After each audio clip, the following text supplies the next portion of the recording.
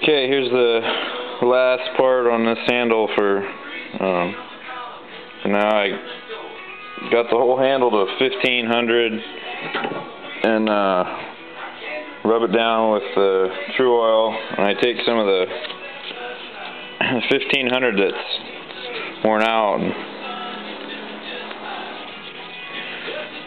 just kind of work it on here. And, you know, I'm really adamant about,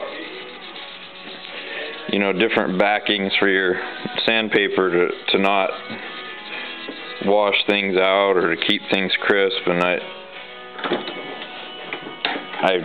still feel that way, but this paper is so fine, it's not cutting anything. It's not going to change any, it's going to change any shapes here. It's just allowing me to work that True Oil in, and like I said in one of the other ones, kind of soften that, because you can see that facet is pretty crisp. It tapers out like I wanted it to. I got it on the same thing on the trail side. I just like working this stuff in like this and just trying to make sure I get the best, get it sealed and mostly just get it finished out as nice as possible, because, you know, being stabilized definitely, in my opinion, helps. But I also like to have the pores sealed if I can, because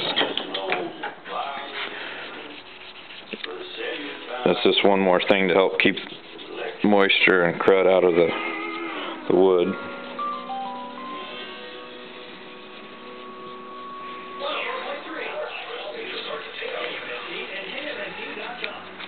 Now, this is going to start getting gummy, so it's beautiful in Washington today. It's, you know, like 70 degrees, so this won't take very long today, but I'll just let this sit and kind of tack up, and then I'll come back after it's tacked up a little more, and I'll rub it down with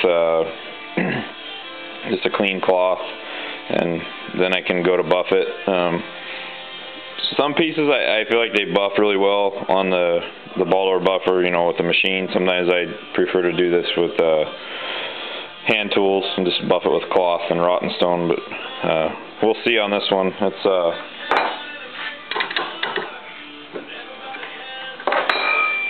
I also took everything off, so the paper and tape and everything, to try to help show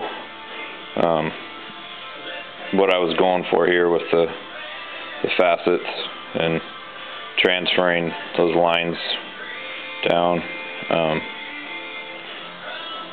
Yeah, that's a pretty killer piece, because this, like I said, it'll pop even more once it's completely finished out. This blade is like 9 inches. It's a ladder pattern finder. It's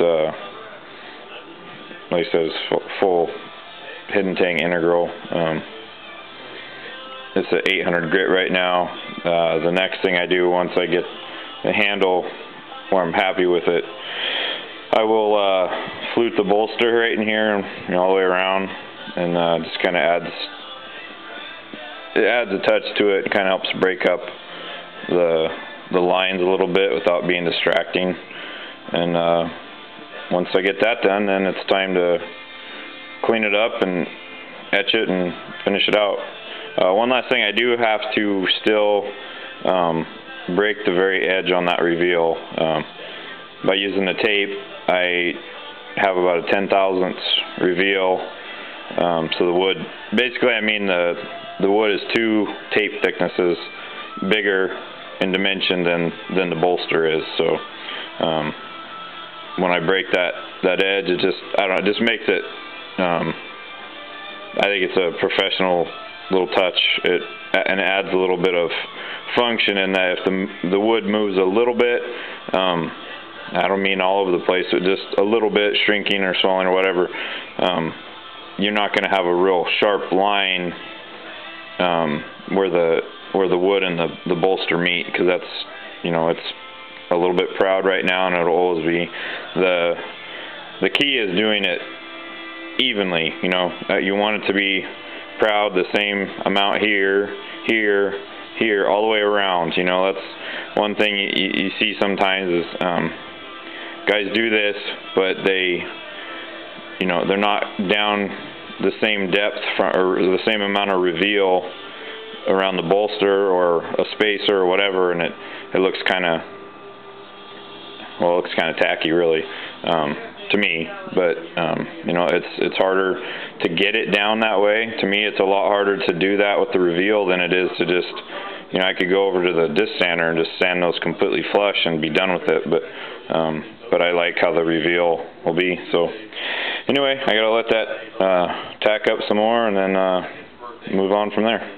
Thanks.